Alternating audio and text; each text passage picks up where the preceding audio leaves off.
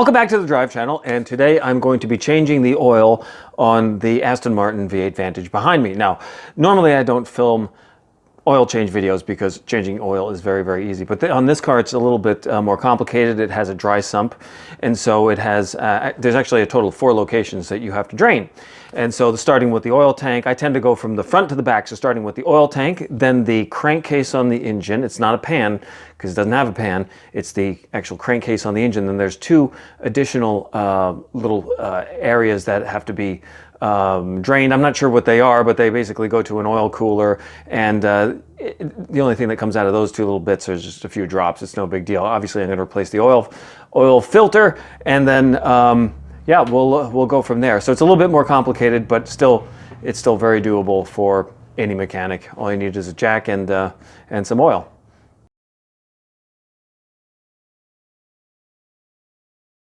Okay, so the first complication is you have this aluminum pan out here that has to be removed, and each of these these are Torx. These are the same ones as that are on top side of the car. So in other words, the sheet that goes over the engine bay, it's the same as those. In my case, I have these little screws here for this air dam. So that's a pain. And actually, the whole thing is kind of a pain. So, but that's the first thing that's got to come off. So here we go. Okay, so that's out, and here's the lay of the land underneath here. So the first one that you see, the first plug you see, is for the oil tank. That's right there, and then the oil, as I try to squeeze underneath, that's the oil crankcase plug, and then you have to remove these little guys here, and there's one just like it way back over there. Maybe you can't see it, but it's over there. Anyway, you have to remove those, and a little bit of oil drains out of there. Looks like I have a tiny bit of seepage over here. I'm not worried about that. And it looks like the feed belt is good, but probably needs to be replaced. I think I would say within the next couple of years or so. I think I was planning on replacing it at 50K. The car has 45, almost exactly 45 on it now, so I think that will be just fine in terms of the timing on that. So, yep, now's the fun part. I always start all the way back here because that's where most of it flows out, followed by the crankcase. Crankcase is number 2, and then these little guys back there, these guys, 1 and 2 over there on the other side of the beam, they tend to have very, very little, if anything, that comes out. So it's really just probably not even necessary, but all right, here we go. All right, so that one's draining. What I like to do, because this has a lot of oil in it, I like to put a smaller oil pan, or oil pan underneath it first. Let a couple of quarts pour out, and then I put the big one underneath there, because just in case, you don't ever want one of these things to flow over.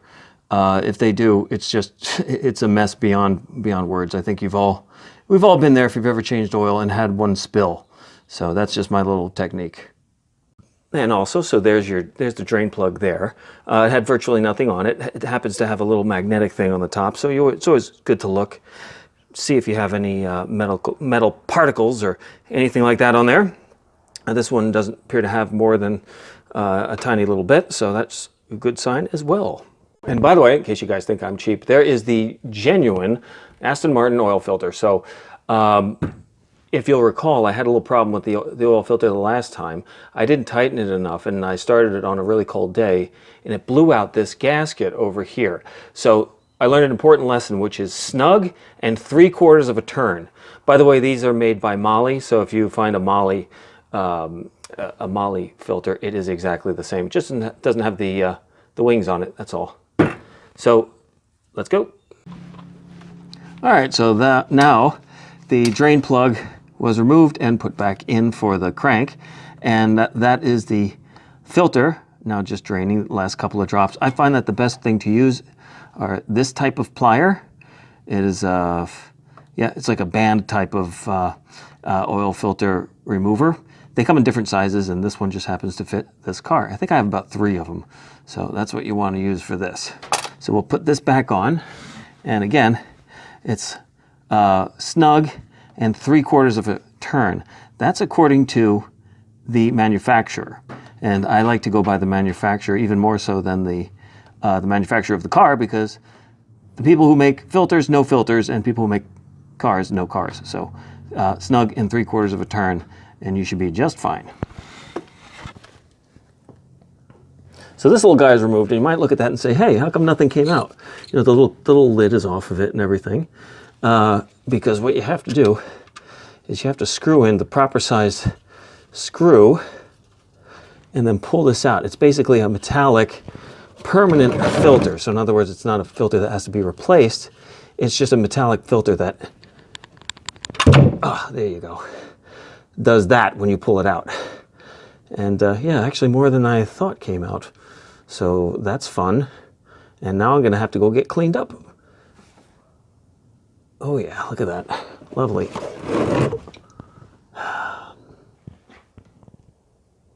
Okay, now just to give you an idea of what that thing looks like, this is it. And supposedly it needs to be cleaned out. Every time I've pulled this thing, in the time that I've had this car, it's always been remarkably clean.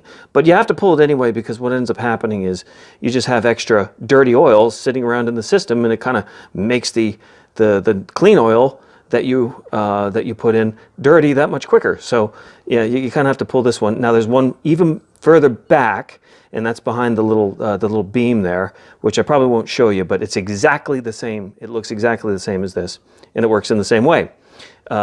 And it may make a bigger mess or it may make a smaller mess, but either way, that one's got to get pulled too once I put this back in.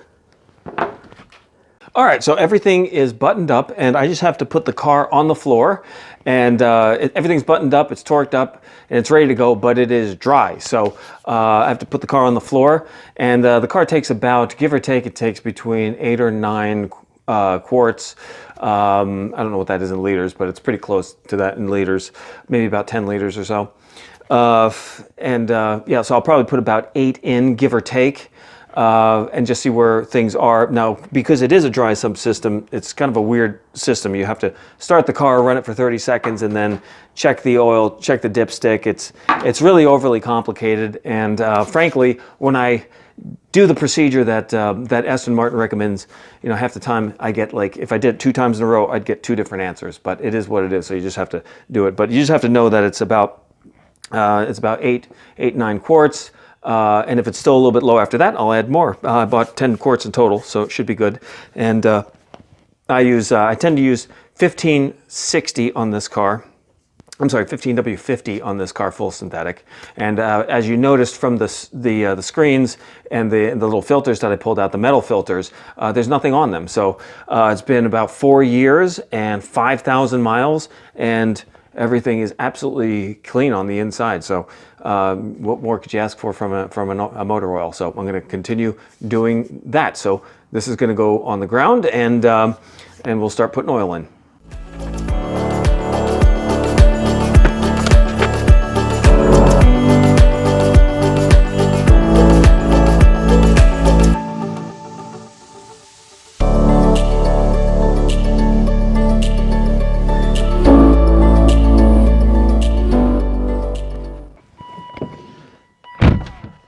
All right, so I got about 10 quarts, actually more like 9 quarts of oil in there, give or take, which is more than enough to safely start the car. So about 9 quarts. I think only about 8 and some change came out. So it may have been a little bit low. I hadn't checked the oil for a little while, but so now I'm just going to start the car.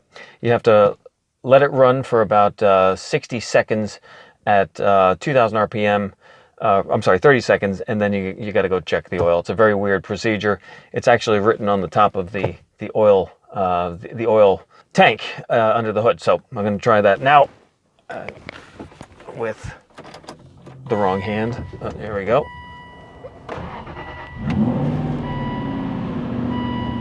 And the oil light went out, so that's good. It's telling me the hood's open, which it is.